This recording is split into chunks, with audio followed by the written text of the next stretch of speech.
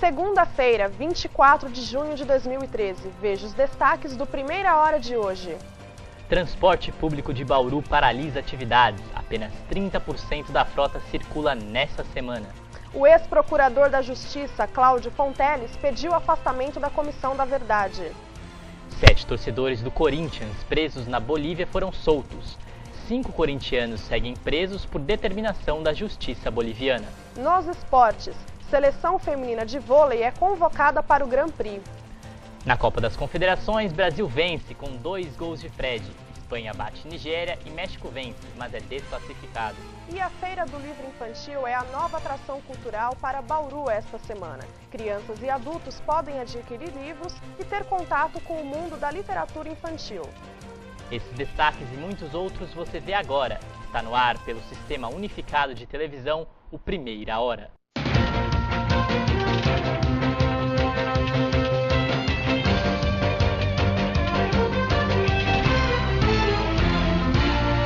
Primeira Hora.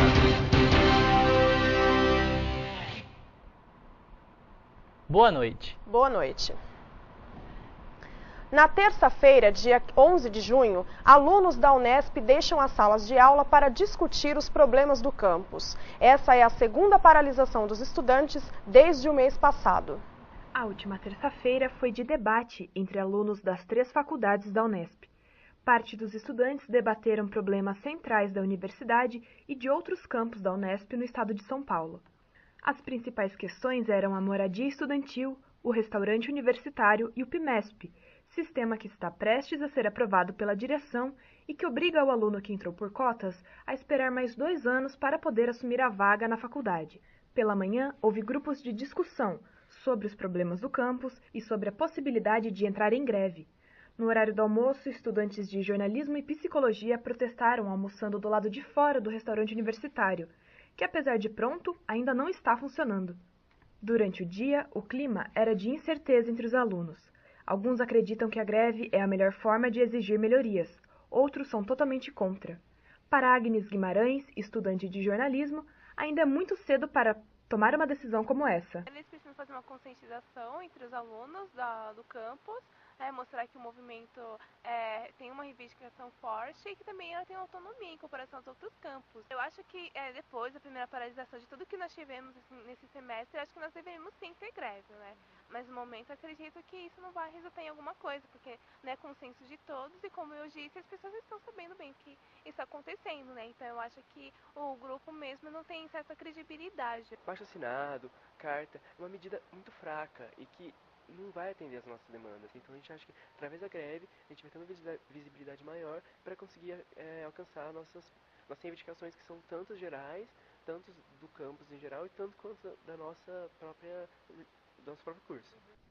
Na parte da noite, mais de 600 alunos reuniram-se no anfiteatro Guilhermão para votar contra ou a favor de uma greve geral, que pararia com todas as atividades das 3 faculdades do campus. Na Assembleia Geral de hoje, os alunos decidem a possibilidade de uma greve. Enquanto a maioria dos cursos ainda realiza a votação, Psicologia já declarou. Eles entram em greve a partir de hoje. Depois de reuniões na última segunda-feira, dia 17 de junho, um grupo de trabalhadores do transporte público de Bauru decidiu, mesmo sem o apoio do sindicato, que as atividades devem ser paralisadas na próxima sexta-feira, dia 21. Das 5 até as 7 da manhã, nenhum ônibus vai sair da garagem. Após as 7 da manhã, apenas 30% da frota vai circular com as catracas livres. Os motivos da paralisação dos motoristas são o aumento da participação nos lucros das empresas, 3 turnos de 6 horas e reajuste salarial de 12%. O ex-procurador da República, Cláudio Fonteles, anunciou hoje seu afastamento da Comissão Nacional da Verdade. Em carta enviada à presidenta Dilma Rousseff, Fonteles alegou motivos pessoais para seu desligamento do colegiado. Carlos Fonteles divergia dos outros integrantes do grupo, pois defendia a divulgação das investigações. O ex-procurador é o segundo membro a deixar a Comissão da Verdade. Antes dele, o ministro do Supremo Tribunal de Justiça, Gilson Dipp, tinha abandonado o grupo. A Comissão da Verdade foi criada no ano passado para investigar os crimes cometidos pelo Estado na época do regime militar. 7 torcedores do Corinthians que estavam presos na Bolívia foram libertos na tarde de hoje. Os corintianos estavam detidos há mais de 100 dias, depois de um incidente ocorrido no jogo entre Corinthians e San José pela Copa Libertadores da América. Na ocasião, um sinalizador lançado por torcedores do Corinthians atingiu e matou o adolescente de 14 anos, Kevin Espada. Dos 12 corintianos presos, 7 foram considerados inocentes pela justiça boliviana. Os outros 5 torcedores seguem detidos, mas segundo os advogados que cuidam do caso, eles devem ser soltos nos próximos dias. Agora veja as principais notícias que foram destaque na imprensa internacional.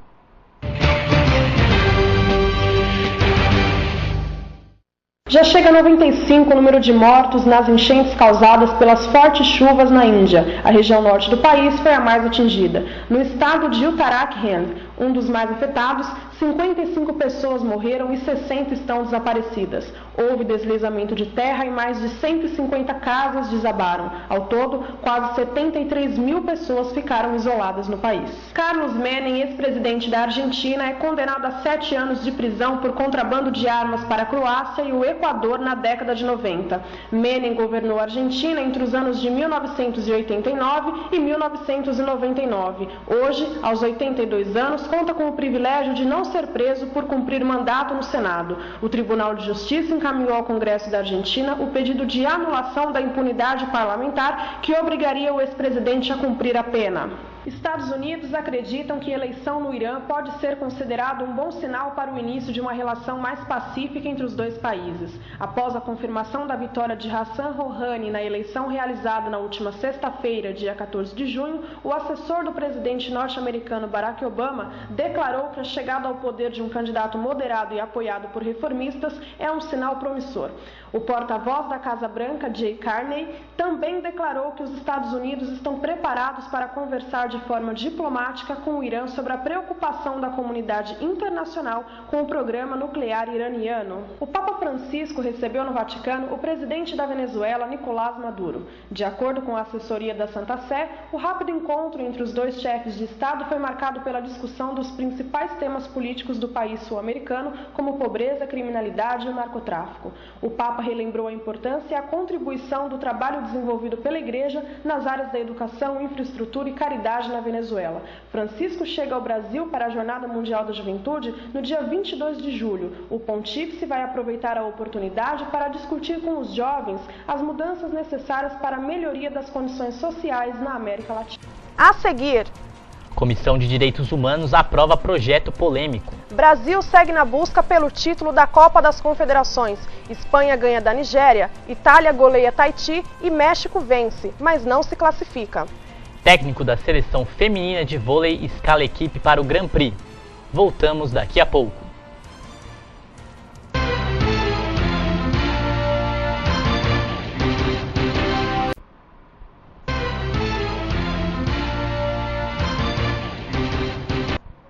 A Comissão de Direitos Humanos da Câmara aprovou na última terça-feira, dia 18 de junho, o projeto de lei que decide manter tratamentos psicológicos para homossexuais como uma tentativa de cura. O deputado Marco Feliciano, do PSC, Partido Social Cristão, foi o presidente da sessão que teve votação simbólica e sem contagem individual dos votos. O projeto segue para ser analisado pelas comissões de Seguridade Social e da Família e da Constituição e Justiça. Após isso, é a vez dos deputados federais e dos senadores darem seus votos. Por último, a presidente Dilma Rousseff vai decidir pela aprovação ou veto do projeto de lei. E agora as notícias do esporte. O Noroeste encerra o primeiro semestre após o rebaixamento no campeonato estadual e a palavra no clube é organização para a sequência da temporada. O Noroeste começou o ano com expectativas de bons resultados no Paulistão da Série A2. Na temporada passada, o Lusca bateu na trave e por pouco não conseguiu acesso à elite, além de conquistar o título da Copa Paulista no segundo semestre.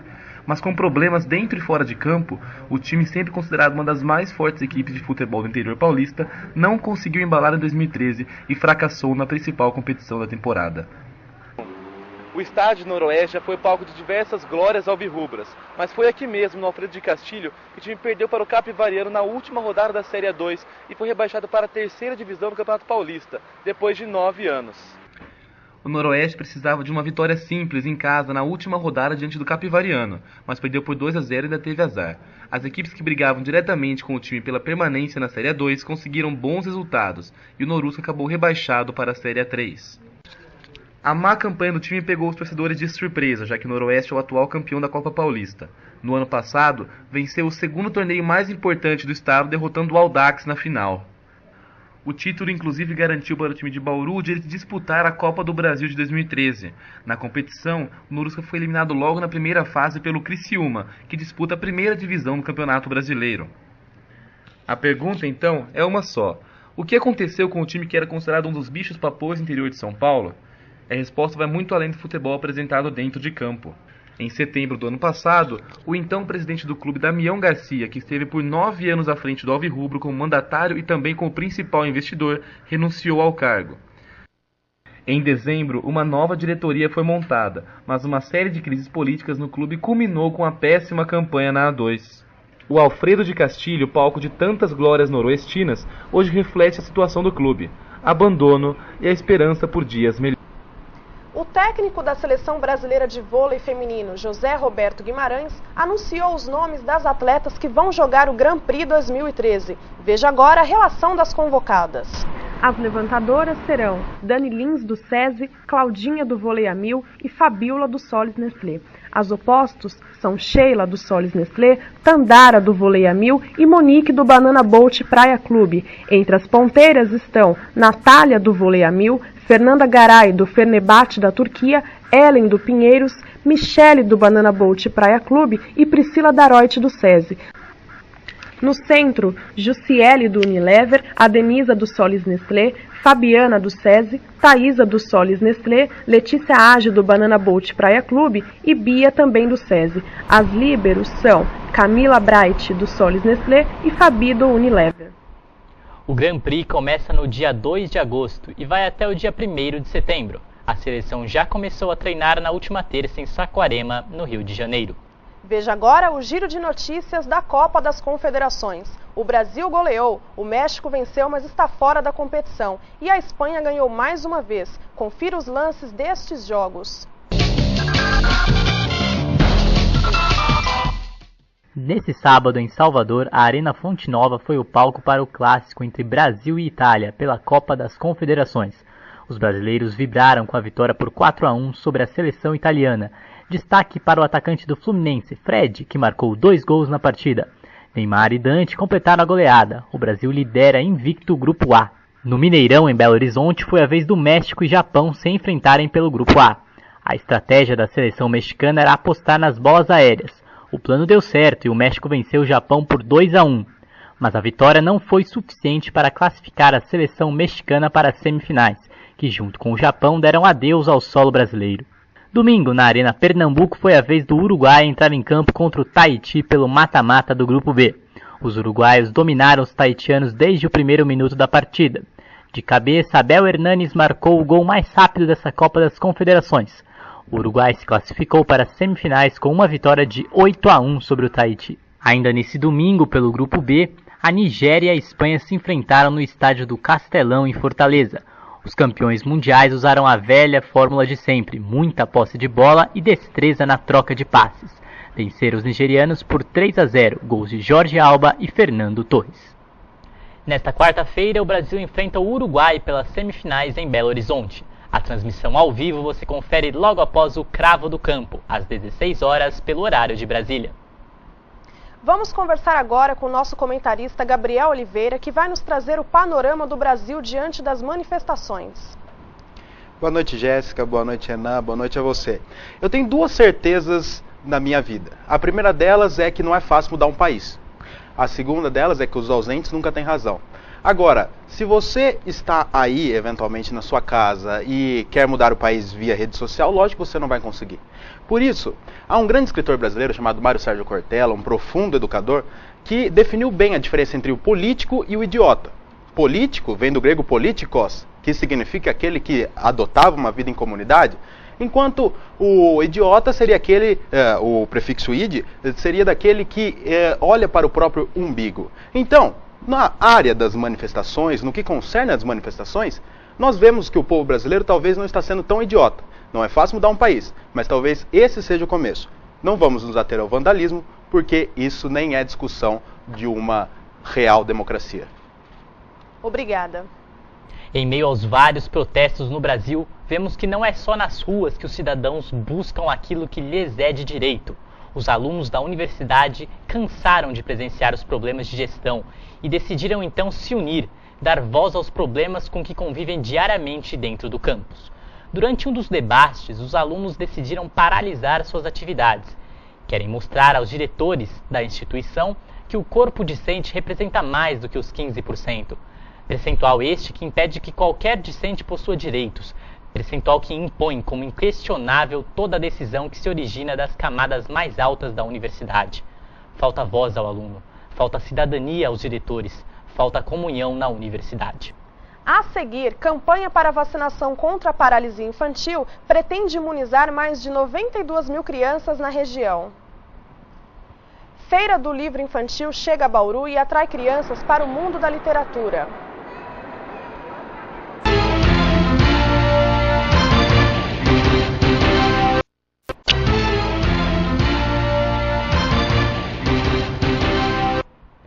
Estamos de volta. No mercado financeiro, o dólar fechou em queda e agora está cotado a R$ 2,17.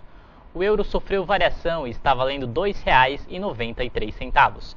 A Bolsa de São Paulo subiu pela sexta vez consecutiva. A alta foi de 0,78%.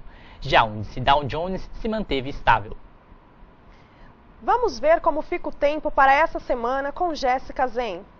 E o tempo para esta terça-feira segue ensolarado, mas com nebulosidade na maior parte da tarde nas regiões sul e sudeste. No estado do Rio de Janeiro, há possibilidade de pancadas de chuvas. Mínima de 12 graus em Curitiba e máxima de 21 graus em São Paulo. Tempo instável também na região nordeste. Na faixa que vai de Pernambuco ao Maranhão, a previsão é de sol e muito calor com pouca nebulosidade no fim do dia. Já no litoral da Bahia, o tempo fica fechado com muitas nuvens e chuva o dia todo. Mínima de 21 graus em Recife e máxima de 35 em São Luís. A frente fria que avança pelo sudeste intensifica as áreas de instabilidade no norte do país. Muitas nuvens e temporais no Acre e em Rondônia. Sol e poucas nuvens no estado do Amapá. Mínima de 26 graus em Manaus e máxima de 35 graus em Porto Velho. No centro-oeste, a temperatura cai e as chances de ocorrerem chuva a qualquer hora do dia aumentam. Mínima de 15 graus em Goiânia e máxima de 33 graus em Cuiabá. E a previsão para Bauru esta semana é tempo firme com nuvens até quinta-feira. Na sexta-feira, o tempo muda. A temperatura aumenta, podendo ocorrer pancadas de chuva durante a tarde. A campanha de vacinação contra a paralisia infantil deste ano teve início no dia 8 de junho. A Secretaria de Saúde de São Paulo informou que pretende imunizar aproximadamente 92 mil crianças na região de Bauru, Assis, Botucatu e Marília, contra o vírus da poliomielite. Vão receber as gotinhas da vacina Sabin crianças com idade entre 6 meses e 5 anos, em qualquer posto de vacinação. O horário de funcionamento é das 8 da manhã até as 5 da tarde.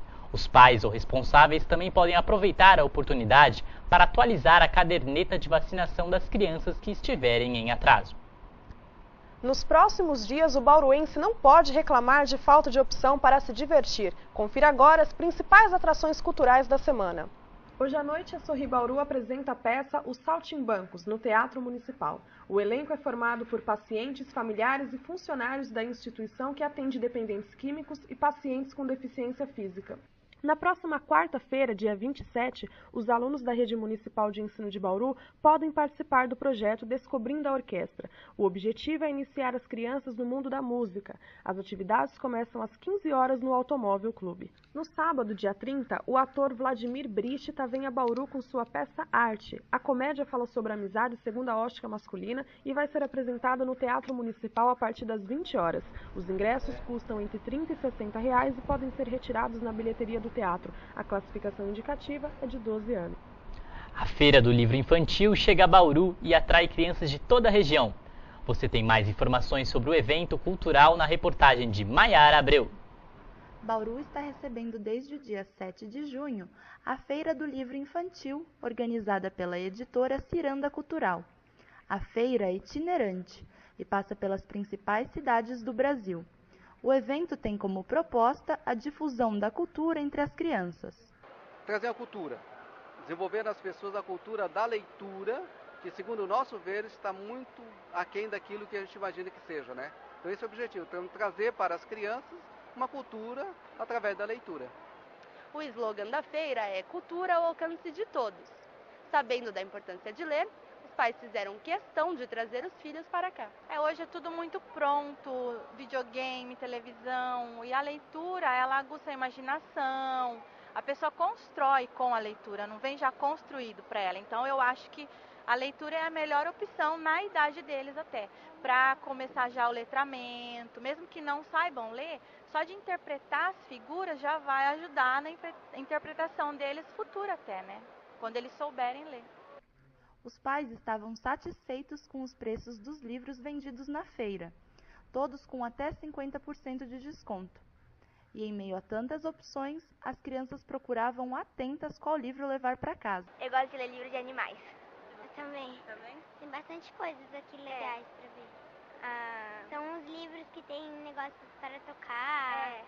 É que eu tenho uma irmãzinha e a gente tá vendo o livro pra ela. Mas a gente acaba mesmo levando pra nós também. E não é que elas saíram ganhando? O Primeira Hora fica por aqui. Outras informações você pode conferir no Unesp Notícia, às 7 horas da manhã. Fique agora com Sessão da Madrugada. Boa noite. Boa noite e até amanhã.